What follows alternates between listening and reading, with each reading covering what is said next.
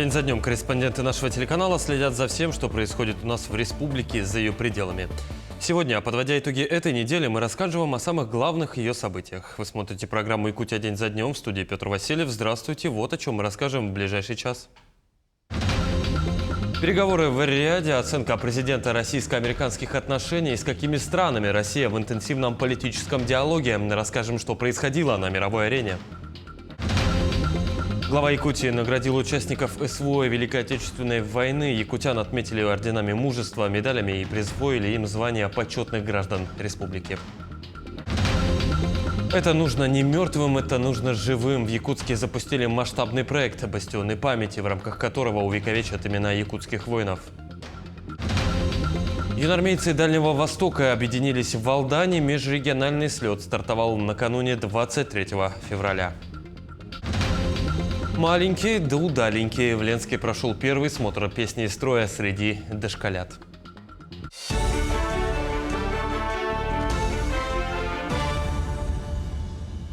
Переговоры в Эр-Рияде, оценка президента российско-американских отношений, с какими странами наша страна в интенсивном политическом диалоге, какие законы приняты в стране. Все детали в дайджесте Айсены Бурнашовой. Главная новость недели – переговоры России и США в Саудовской Аравии. В Эр-Рияде Россию представляли глава МИД Сергей Лавров, помощник президента Юрий Ушаков и глава Российского фонда прямых инвестиций Кирилл Дмитриев. Со стороны американцев госсекретарь Марко Рубио, советник по нацбезопасности Майк Уолтс и спецпосланник президента США по Ближнему Востоку Стив Уитков. Это первые за 3 года российско-американские переговоры. Они длились 4,5 часа, обе стороны оценили их положительно. И вот о чем говорили. Во-первых, о скорейшем назначении послов России в США и США в России, о снятии препонов, которые осложняют работу посольств и консульств. Во-вторых, в ближайшее время будет сформирован процесс по украинскому урегулированию. Кто войдет в переговорные группы? Как только Вашингтон назовет имя и должность своего представителя, Москва обозначит своего. И в-третьих, говорили о создании условий, чтобы наше сотрудничество возобновилось в полном объеме и расширилось на самые разные сферы. Разговор был, я считаю, очень полезный. Мы не просто слушали, но и слышали друг друга. И у меня есть основания полагать, что американская сторона стала лучше понимать нашу позицию, которую мы на основе многократных выступлений президента Путина подробно на конкретных примерах изложили в очередной раз.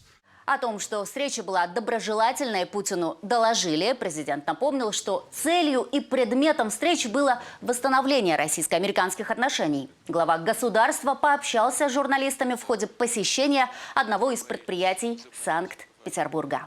И самое главное здесь в решении всех очень острых вопросов, включая и украинское урегулирование, заключается в том, что без повышения уровня доверия между Россией и Соединенными Штатами решить многие вопросы, в том числе и украинский кризис, невозможно. Целью этой встречи было как раз повышение доверия между Россией и Соединенными Штатами.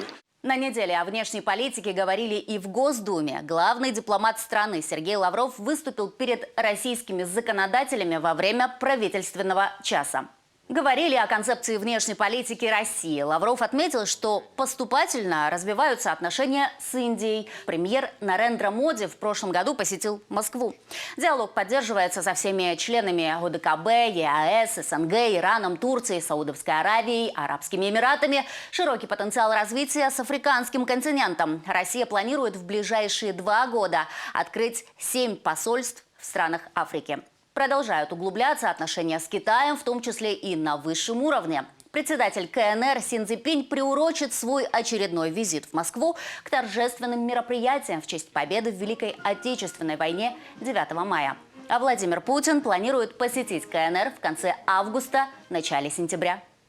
Россия всегда была и остается открытой к равноправному, уважительному сотрудничеству со всеми, кто готов работать с нами на основе честного баланса интересов. Всегда мы будем готовы разговаривать взаимоуважительно с любой страной. О внутренней политике на неделе тоже говорили. Так был принят закон о защите людей от мошенников, принуждающих брать кредиты. Вводится период охлаждения при выдаче кредита, усиливается контроль и ответственность банков и микрофинансовых организаций за проведение проверок при выдаче кредитов. И главное – с 1 марта можно оформить самозапрет на получение кредита, чтобы без вашего ведома на вас не оформили кредит. Самозапрет можно будет зафиксировать в своей кредитной истории через госуслуги. А еще в стране продлена программа материнского капитала еще на 5 лет, по 31 декабря 2030 года. Важно, что с 1 февраля размер материнского капитала вновь был проиндексирован. Он составит 690 тысяч рублей на первого ребенка и еще почти 222 тысячи рублей на второго. Если же семья не получила сертификат на первого ребенка, при рождении второго ей полагается 912 тысяч рублей. Это был дайджест федеральных новостей. Над выпуском работали Айсана Бурнашова и Виктор Олесов. До новых встреч! Медали для героев в Якутске вручили высшие государственные и республиканские награды. Знаки отличия вручил глава региона Айсан Николаев участникам спецоперации, ветеранам и детям Великой Отечественной войны. Все подробности в сюжете Вероники Таюрской. В преддверии Дня защитника Отечества глава Якутии вручил ордена мужества за заслуги перед Отечеством второй степени, медали за отвагу и храбрость второй степени и другие знаки отличия участникам специальной военной операции. Мероприятие для меня очень неожиданное. Я думал, что пригласили, я очень удивился, потому что это уже почти год прошел, как я вышел из зоны боевых действий. И, соответственно, приятный сюрприз. Много боевых товарищей с моего отряда встретились. С некоторыми уже более полугода не встречались. Приятно очень. И всегда хорошо встречаться в такой приятной атмосфере. На торжественном мероприятии присутствовали ветераны Великой Отечественной войны. Им глава Якутии вручил медали к 80-летию Великой Победы. У нас в республике остались 9 человек, участников Великой Отечественной войны. В России всего их 7 тысяч человек. И в республике 1500 ветеранов тыла. Поэтому для нас это юбилей Великой Победы 80 лет является самым священным, самым большим, радостным праздником. Присутствующие отметили, что ветераны Великой Отечественной войны и участники спецоперации неразрывно связаны, а их подвиги сохранятся в памяти у якутян на долгие годы. Очень для нас поднимает боевой дух, что есть преемственность поколений. Мы берем у старшего поколения пример и возрождаем его, и будем передавать подрастающему поколению. К сожалению, многие ребята еще на фронте, на передовой, поэтому не смогли подойти. Но все, кто здесь, они тут сегодня в этом зале. 21 февраля глава Якутии присвоил звание почетного жителя республики 7 ветеранам. Отныне такую награду имеют все участники Великой Отечественной войны, проживающие в республике. Дорогие друзья, в знак глубочайшей благодарности за ратный подвиг, за мужество и самоотверженность мною подписан и сегодня опубликован указ о присвоении высокого звания, высшего звания нашей республики, почетный гражданин Республики Саха-Якутия, всем ныне живущим участникам Великой Отечественной войны. В преддверии Дня защитника Отечества награды получили более 20 якутян. Напомним, на заседании Оргкомитета «Победа» Владимир Путин объявил о присвоении звания «Почетный гражданин своего города, поселка или региона». Вероника Таюрская, Семен Семенов, Якутск. В преддверии праздника председатель Госсобрания Якутии Алексей Еремеев вручил госнаграду участникам СВО. Военнослужащие получили ордена мужества, медали ордена за заслуги перед Отечеством, медали за отвагу, за храбрость и воин-доброволец за проявленную отвагу, героизм и самоотверженность при выполнении боевых задач. Уходя в зону специальной военной операции и находясь там, я всегда чувствовал поддержку со стороны своих коллег, друзей и наставников. Поэтому я хотел бы эту награду разделить со своими коллегами с Государственного собрания Илтумен Республики Саха-Якутия. Спасибо вам большое, что вы меня поддерживали, оказывали поддержку и переживали за меня чисто по-человечески. На сцене Русского драмтеатра также прошло торжественное вручение медалей за отвагу и храбрость второй степени участникам специальной военной операции. Благодарственными письмами от командующей группировкой «Восток» Андрея Иванаева отметили и руководители якутских предприятий и учреждений за помощь и неоценимый вклад. Церемония вошла в программу торжественных мероприятий, посвященных Дню защитника Отечества, по завершению которых участникам представили спектакль «Запасной аэродром». Чествование военнослужащих, вообще мужчин, перед днем 23 февраля является традиционным торжественным мероприятием, которое проводят во всех муниципальных образованиях Республики Саха-Якутия и проводят на республиканском уровне. Прежде всего, это наша память, это наше спасибо, это наша благодарность за то, что сегодня делают и те бойцы, которые находятся в зоне специальной военной операции, и то, что сделали, соответственно, их предки во время Великой Отечественной войны. Стартовала и республиканская программа «Якутия. Земля героев». О разработке регионального проекта для участников спецоперации объявил глава Якутии в ходе традиционной пресс-конференции в декабре прошлого года. Программа рассчитана на год и предполагает прохождение обучения по направлениям государственная политика и система госуправления, региональное и муниципальное управление, управление в госсекторе, современные технологии в управлении. Курсантами программы могут стать граждане России, принимавшие участие в СВО со средним проф- или высшим образованием, а также с управленческим опытом. Всегда ставлю самым главным навыком – это желание. Желание участника, мотивация что-то поменять, что-то изменить в своей жизни, повлиять на именно жизнь населения, в лучшем, конечно же, секторе. И те, кто неравнодушен, и тот, кто болеет за общее дело и хочет что-то изменить, он обязательно должен подать заявку именно в кадровую программу «Якутия. Земля героев». Мы продолжим подводить итоги минувшей недели. После небольшой паузы оставайтесь с нами.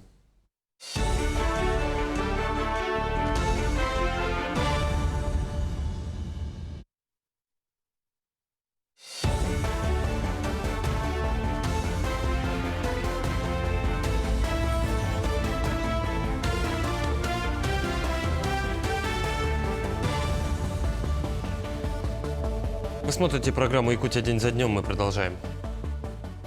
Это нужно не мертвым, это нужно живым. В Якутске запустили масштабный проект «Бастионы памяти», в рамках которого будут увековечены имена якутских воинов, погибших в годы Великой Отечественной войны. О том, сколько имен будет высечено на гранитах памяти, расскажет моя коллега Сырглана Неустроева.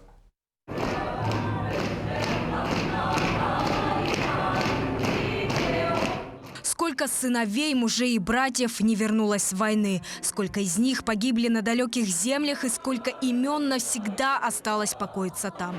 Теперь никто не будет забыт. Силами волонтеров, специалистов-поисковиков удалось выявить 2263 персоналии жителей Якутии, погибших в ходе Второй мировой. Все эти имена высекут на гранитных мемориальных плитах в 5 регионах страны. Мы поставим мемориальные обелиски, мемориалы, память о наших погибших земляках в Калужской, Псковской и Смоленской областях. И, конечно же, на месте великой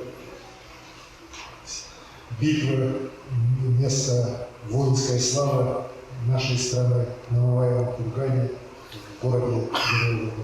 Проект сыскал большую поддержку не только среди региональных администраций, но и общественности. Как отметил глава Якутии Айсен Николаев, плиты будут установлены как за счет бюджетных средств, так и за счет пожертвований. Многие люди мне пишут, потомки наших воинов, героев якутян, тоже хотят принимать участие в этой акции. И я уверен, мы сделаем мемориалы достойные наших предков. Пока проекту только дали старт, но уже существует мнение, что его необходимо масштабировать и популяризировать по всей стране. Как отметил председатель молодой гвардии Антон Демидов, бастионы памяти – отличный пример правильного патриотического воспитания молодежи. Я думаю, немаловажно провести серию мероприятий. Я знаю, что есть очень интересная реконструкция, военная реконструкция о боях, которые держали якутские подразделения. Я думаю, что вместе с открытием памятников нужно еще запланировать серию мероприятий, популяризировать это, привлечь к этому большое количество молодежи. Особенно той молодежи, которая проживает в тех местах, где и воевали выходцы из республики. И еще одна немаловажная новость. Все 2263 имени якутских воинов будут включены в проект «Лица Победы». Ознаменовалось это событие торжественной символичной передачей сертификата со списком бойцов в Московский музей Победы. Саргалана Неустроева, Нюргун Старостин, Якутск. К защите Родины готов. Под таким названием в Алдане проходит слет отрядов юной армии. Базой учебно-тренировочных сборов стал политтехникум. В этом году слет вышел на межрегиональный уровень. К юным защитникам Отечества Якутии присоединились и сверстники из Хабаровска, Благовещенска и Владивостока. Насколько сложными оказались испытания и тяготит ли армейская дисциплина, бойцы рассказали нашим коллегам. В канун самого мужественного праздника Дня защитника Отечества в Алдане стартовали зимние учебно-тренировочные сборы отрядов юнармии. В этом году слет приурочен к 80-летию Победы в Великой Отечественной войне и к 95-летию политехникума. В течение 3 дней юным защитникам Отечества предстоит выполнить массу самых разных испытаний, требующих как ловкости и сноровки, так и находчивости и эрудиции.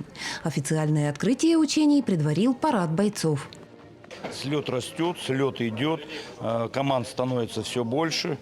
Значимость данного слета – это очевидно, и мы впереди. После торжественного митинга была объявлена минута молчания в память о военнослужащих, отдавших жизни за отчизну. Затем состоялось возложение цветов к мемориальным табличкам бывших выпускников политехникума, которые погибли в горячих точках. Если кто-то говорит не так, то мы их понимаем, и мы им отвечаем. Мы не воюем, мы учимся защищать Родину. В этом году традиционный республиканский слет стал межрегиональным. К юным бойцам из Алданского, Тампонского и Нерюнгринского районов присоединились юнармейские отряды из Благовещенска, Хабаровска и Владивостока. Мы ждем новых знакомств, прежде всего, набраться опыта у других армейских отрядов, у других организаций, набраться опыта, поделиться своим опытом. И наш юноармейский отряд, мы хотим передать такой небольшой опыт, что мы у себя в Амурской области занимаемся первоначальной летной подготовкой и парашютной подготовкой. Мы учим ребят летать на самолете и прыгать с парашютом. Ребята, которые принимают участие в слете не в первый раз, а таких бойцов немало, знают точно. Ближайшие дни вновь станут захватывающими и незабываемыми. По мнению же командиров отрядов, учения ценны прежде всего общением, которое всегда перерастает в дружбу. Алдан – это дружба, это действительно мы знаем, что нас здесь всегда помогут, поддержат, мы друг друга учимся, мы друг другу верим и понимаем друг друга с полуслова. Мы с 18-го года к вам ездим, уже получается 3-е поколение юнармейцев.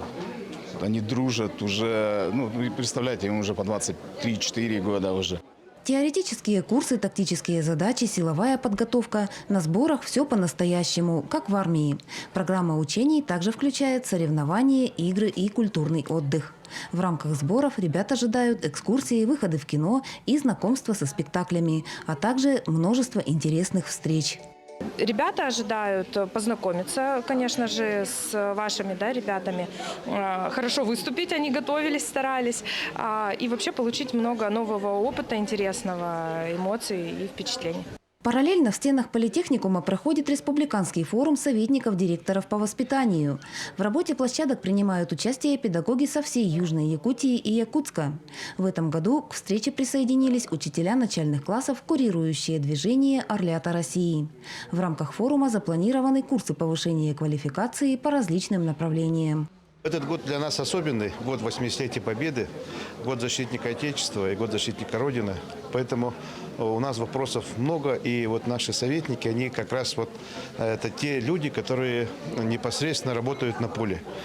И сейчас у нас есть новые технологии, как вы знаете, развивается интернет, социальные сети. Об этом обсудим. Ключевым событием двух встреч стала масштабная военно-историческая реконструкция битвы на озере Ильмень. Воссоздание реалий 1943 года посвящено памяти якутян, участвовавших в боях на территории Новгородской области. Отметим, ранее юнармейцы Алдана неоднократно принимали участие в воссоздании событий минувших лет как районного, так и республиканского уровней. Мы уже участвовали в двух исторических реконструкциях. Это гибель штаба Нестора Каландарашвили на столетие образования ЯССР Якутской социалистической республики. И участвовали в организации и проведении реконструкции в селе Абага. Это ледовое стояние, бой между Пепеляевым и Стродом. В ходе учебно-тренировочных сборов хозяева площадки поделятся опытом проведения военно-исторических реконструкций с бойцами, их командирами и педагогами из других районов. Татьяна Вахнина, Сергей Шипачев, Александр Лукин, Алдан. В Якутской кадетской школе-интернате прошел ежегодный фестиваль «Армейский городок», посвященный 80-летию победы советского народа в Великой Отечественной войне. Фестиваль прошел в рамках месячника патриотического воспитания и был направлен на уважение к истории страны. В рамках фестиваля прошли мастер-классы от силовых структур, профориентационная работа от военного комиссариата республики, конкурс песни и строя, а также выставка специальной техники. Сам фестиваль проводится в 4-й раз и собирает учащихся со всей Якутии. В течение дня проходят еще другие активности. У нас будет проходить различные интерактивные конкурсы, которые организуют наши социальные партнеры. После обеда будет проходить награждение ветеранов группы советских войск в Германии. То есть всего у нас здесь присутствует уже порядка 400 детей из 8 муниципальных образований. В основном, конечно же, город Якутск, но также приехали ребята из заречных районов, из Амги, из Черопчинского района, из Мегино-Кангаласского района, ну и из близлежащих районов. Ну а кадетская школа-интернат имени Героя России Геннадия Ватрушева готовит будущих защитников Отечества с 2008 года. Школа была открыта в поселке Чернышевский в целях патриотического воспитания, обеспечения духовного, интеллектуального, физического развития детей и молодежи, а также углубленной подготовки по военно-прикладным дисциплинам.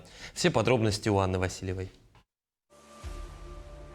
Весьма важно, что в нашей стране, республике, есть ребята, выбравшие для себя путь служения Родине с юных лет. Дисциплина, ответственность, чувство долга – вот что отличает мирнинских кадетов и что становится для них ориентиром на всю жизнь. Я учусь хорошо, на 4 и 5. Пришел я в прошлом году. Мне вполне нравится здесь учиться. Хорошо. Хорошо объясняют темы на уроках, хорошо кормят. Знания и навыки, полученные в кадетской школе, дух взаимопомощи и уважения к товарищам, помогают ребятам с честью справиться с поставленной задачей. Ведь именно кадетам предстоит на деле доказать, что значит любить свою отчизну и защищать ее. Кадет – это человек, который принял клятву, который давал обещание, то, что он будет себя вести достойно, то, что он с достоинством будет носить звание кадет, то, что он будет соблюдать дисциплину, он будет себя вести культурно и вежливо. Сегодня руководство и преподаватели гордятся победами и достижениями своих подопечных. Они считают почетным призванием взращивать и поддерживать молодые ростки юных патриотов. Достижения учащихся у нас очень большие.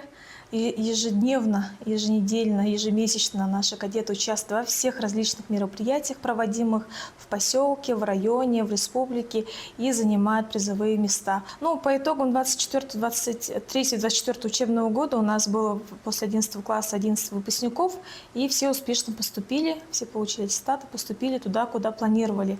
Один кадет у нас обучался с Усмайского района, это очень далеко. Обучался 7 класса, мечтал стать летчиком военным. И мечта сбылась. Выпускник у нас поступил в Краснодарское летное авиационное училище. Мы очень рады за наших кадет.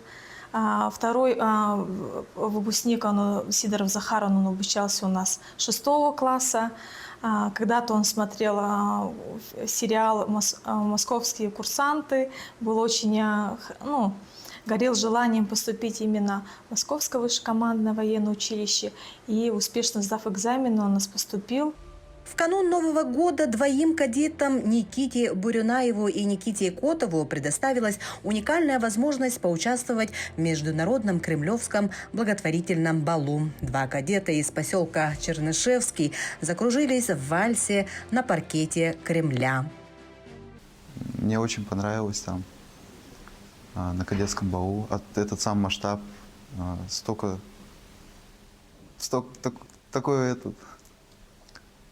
как сказать, так много кадетов увидел. Большинство кадетов с Чернышевского связывают свою жизнь с военным поприщем. К слову, сюда приходят учиться не только с районов республики, но и других регионов России. Например, кадет Данила Иванов специально выбрал именно эту школу. Сам Данила попал сюда с Ростовской области. После выпуска кадет намерен поступить в военно-медицинскую академию. Мы сравнивали, какая кадетская школа лучше, и все-таки выбрали эту, потому что по всем спортивным состязаниям, по военной дисциплине все равно эта кадетка лучше. И вот когда я сюда поступил, я это понял на самом деле наяву, потому что в 23-м году был 15-й фестиваль в городе Перми. Я как раз-таки тоже был в числе команды, и получается мы заняли тогда 5-е место по России, а якутская кадетская школа заняла за 10-е места. Чернышевская кадетская школа-интернат действительно воспитывает будущих офицеров, будущих воинов, защитников Отечества. Сегодня многие вчерашние выпускники достойно несут службу. С кадетки вырастают мужественные, отважные и самоотверженные люди. Анна Васильева, Якутия день за днем. Чеканя шаг и звонко распевая строевые песни, в Ленске прошли самые юные защитники Отечества. Впервые в городе состоялся конкурс «Смотр песни и строя» среди воспитанников детских садов. 8 команд показали свою выправку и умение слаженно выполнять команды, а в их глазах горел настоящий боевой дух. Все подробности у наших коллег. В этом году исполняется 80 лет со дня победы нашего народа в Великой Отечественной. Участниками первого в районе конкурса «Смотра песни и строя» стали воспитанники старших и подготовительных групп со всех детских садов города. Педагогов и конкурсантов приветствовали заместитель главы района и руководитель районного управления образования Изумира Корнилова.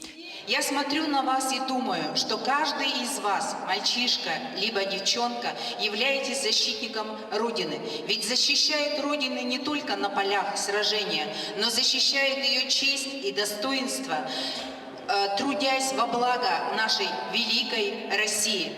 Смотру предшествовала долгая и основательная подготовка. Команды выбрали род войск, подготовили название, девиз, строевую песню, а также форму, соответствующую своему войску. Возглавляли отряды, как и положено, настоящие командиры. Они уверенно представляли свои команды. Морячки, смотру, строя и песни. Построен командир отряда Таисия Тукаева. Отряд, две шеренги, становись. Юные патриоты показали отличную строевую подготовку, слаженность в коллективной работе и творческий подход. Каждый остался доволен своим выступлением. Мы готовились в садике, в спортзале. А выступили хорошо. Мне понравилось именно. У меня ощущение было, как будто это уже настоящий смотр песни и строя. Ну, так настоящий. Ну, это реально смотр песни и строя. Свои умения в точности выполнения команд, маршировки в колонне и выразительном исполнении песни продемонстрировал отряд десантники детского сада «Сардана». Они четко и уверенно, без ошибок показали весь номер от начала до конца. Я сдавал рапорт и пел песню. Моя команда справилась хорошо. Большой поддержкой для ребят стали гости, среди которых родители, бабушки, дедушки, представители администрации, управления образования, участники специальной военной операции и воспитатели. Очень замечательно, так торжественно, вот прямо вот от души. Гордость нашей страны, знамя здесь вынесли и показали, как маршировать. Это вообще что-то, да. Первый раз вот это выступление у нас происходит в городе, именно в детских садах. но это очень хорошо. Я считаю, что это шаг большой к патриотическому воспитанию именно дошкольного возраста. После успешных выступлений состоялось подведение итогов конкурса. Пока жюри совещались, для ребят отряд детского сада «Звездочка» провел танцевальный флешмоб.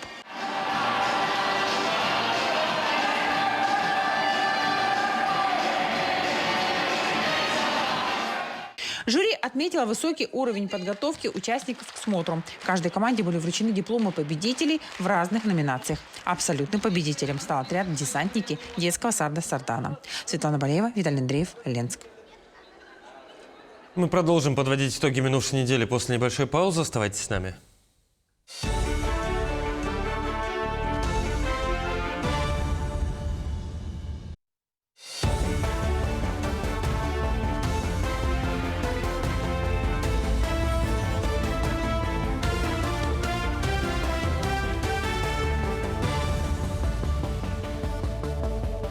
Это итоги недели, мы продолжаем. 4 группы, в составе которых правительство республики, руководители отраслей и ведомств объехали Алекминский район с отчетом исполнительной власти перед населением. Обо всем по порядку. Елена Фаст. 4 группы, в составе которых правительство республики, руководители отраслей и ведомств объехали Алекминский район с отчетом исполнительной власти перед населением. Куратор-координатор группы Нюргуна Соколова, министр образования и науки Республики Саха-Якутия. Нюргуна Афанасьевна работает по отчету в Алекминском районе 2-й год. С отчетом правительства в Алекминском районе я уже 2-й год подряд.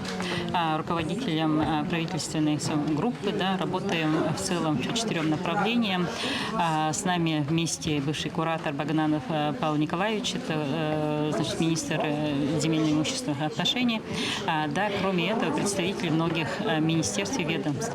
Необходимо отметить, что в прошлом году я была в центральном, так сказать, куске, где проблемы, конечно, стояли совсем другие от направлений, которые в этом году было выбрано. Это первая группа, где мы буквально по реке со стороны города Якутска направлялись в Алекминск, посетили и все поселения Заньяхтарского настега, и Хоринцы, Урицк.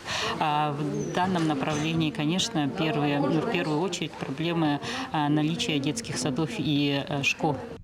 Вопросов много. В основном они касаются социальной сферы, в том числе по строительству социальных объектов. На сегодня у нас в селе Хоринцы самый острый и проблемный вопрос – это строительство детского сада. В прошлом году из-за аварийного состояния детский сад у нас закрыли, и с сентября он у нас работает в школьной мастерской. Здание очень старое и маленькое, и нет условий для полноценной работы садика. Также в сентябре был поднят вопрос о слиянии 2 организаций, но для того, чтобы не было оттока населения, чтобы сохранить рабочие места, чтобы село развивалось, жители проголосовали против слияния и предложили строительство нового садика на старом месте. Не менее вопросов к здравоохранению и поставке лекарственных препаратов. Есть ли в планах Министерства здравоохранения открыть центр гемодиализа в Алекминском, в Ленском районе или филиал? Задаем этот вопрос, потому что есть пациенты, нуждающиеся в диализе. Скажите, пожалуйста, обеспечение медикаментами по бесплатному, что у нас вообще становится? В отдаленных наслегах интересуются газификацией. С этого года начинает строительство школы, сад в селе Тяня. Это тоже очень важный проект для жителей. Жители очень ждут.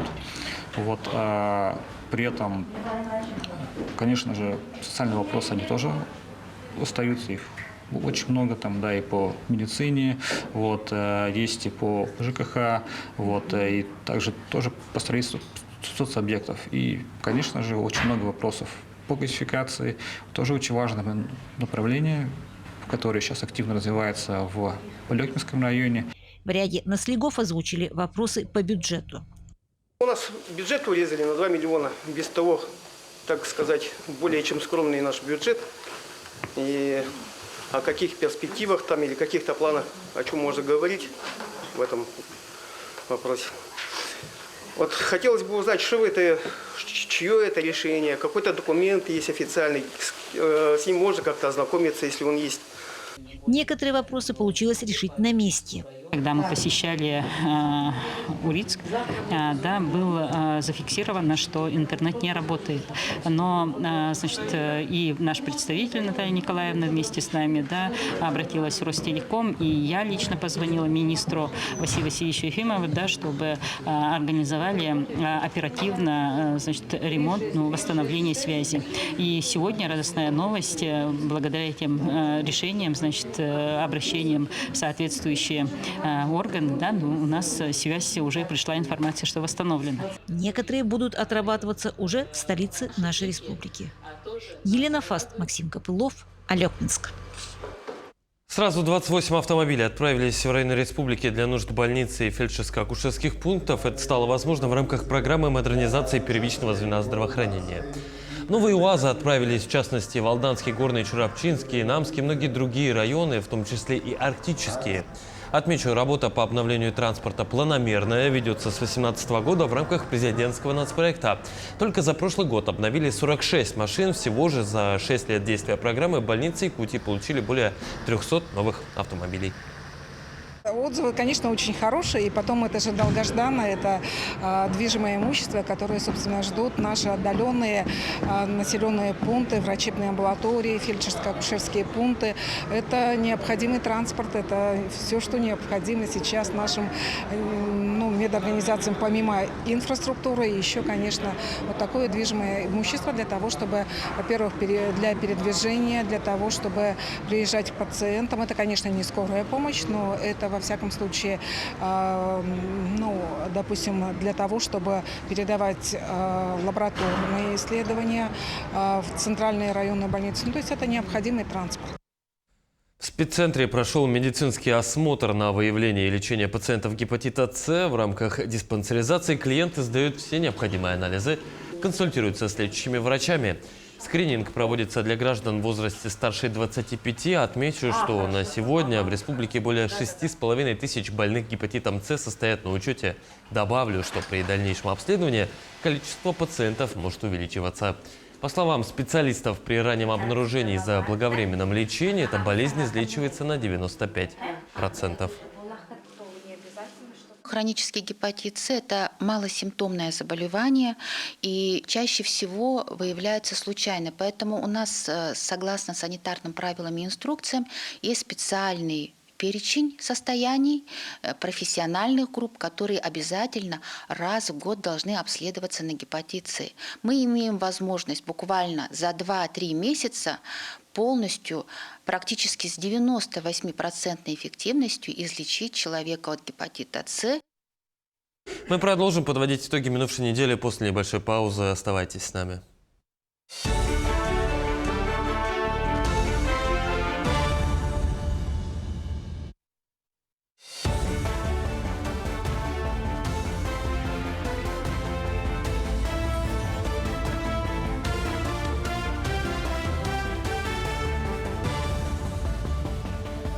Это итоги недели, мы продолжаем. Национальный праздник республиканского уровня ЭСЭХ состоится в Нерюнгри впервые. Впереди еще много работы, начиная от строительства объектов, заканчивая вопросами обеспечения безопасности и логистики. Большое внимание уделяется и национальным нарядам. С мастерицами этого направления встретились наши коллеги из Нерюнгри. Работники швейного производства «Танас» ежегодно участвуют в подготовке к ЭСЭХу. Шьют национальные костюмы, украшения для урасы. Конечно, шьем бригадным методом. 2 закройщика обязательно это кроит. Потом бывает и печатников к себе приближаем, потому что нужно и рисунки распечатать, и все. А девчонки бригады это все отшивают, потому что невозможно одному человеку такую махину отшить. Они бывают в диаметрах и по 36 метров, и по 50 метров. Уходит 200 метров ткани бывает, уходит в зависимости от размера урасы.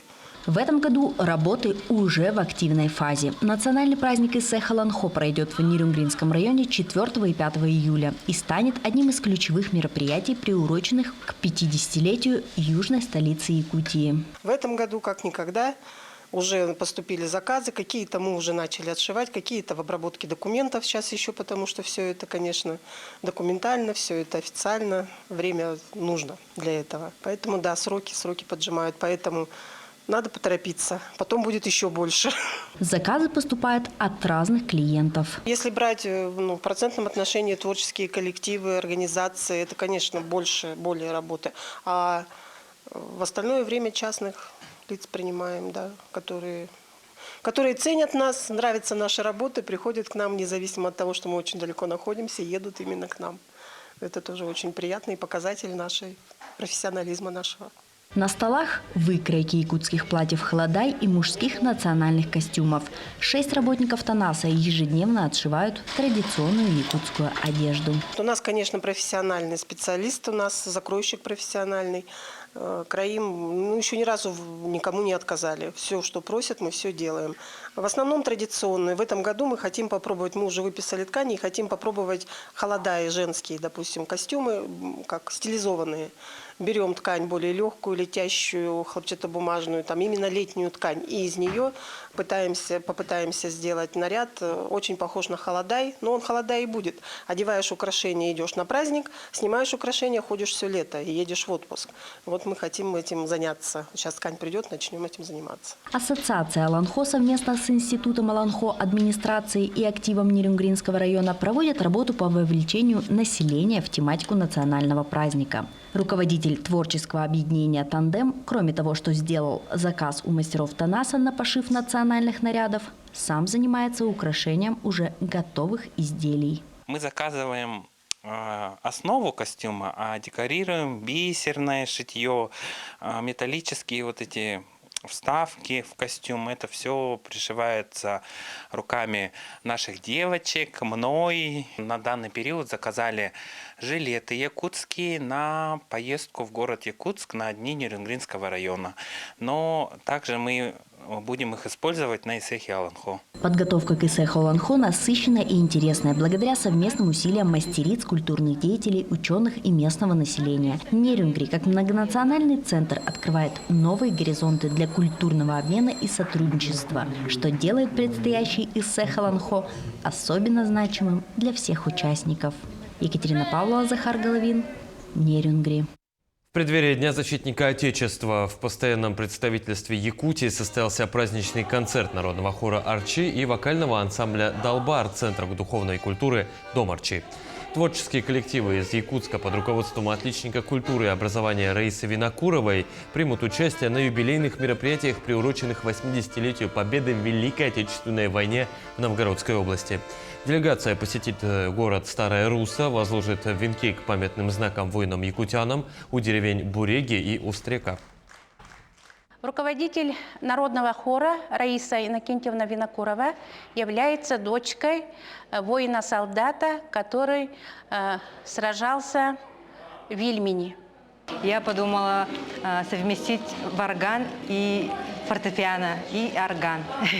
Вот мы вместе заколлабились и вместе сегодня выступили. Благодаря нашим композиторам из Якутска я нашла новые ноты, которые давно не смотрела, и придумала наш коллаб.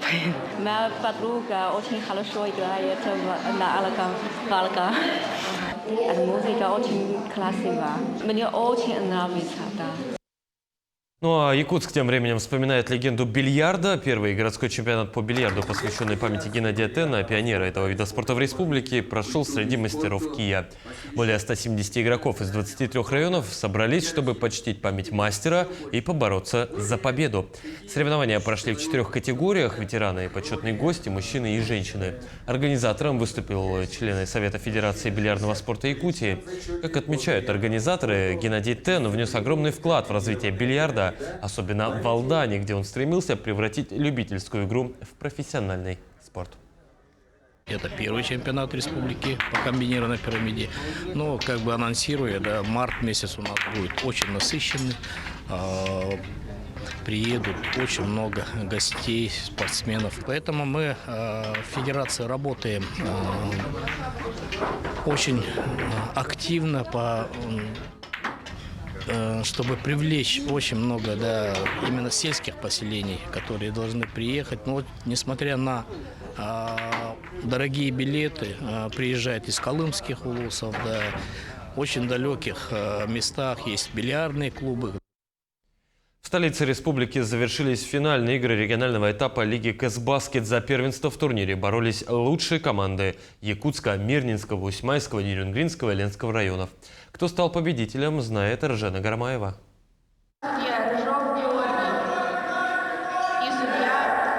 Школьная лига Кэсбаскет занимается популяризацией баскетбола среди подрастающего поколения уже 18 лет. Лига охватывает 81 регион России и включает более 18 тысяч команд. Участники проходят отбор в несколько этапов, а сильнейшие спортсмены попадают в суперфинал. В первый этап, согласно регламенту школьной баскетбольной лиги, это школьные этапы. А второй – это муниципальный, самый массовый. В республике Саха-Якутия в этом году, в сезоне 24-25, заявилось более 115 команд. Это на сегодняшний день рекорд за последних 10 лет.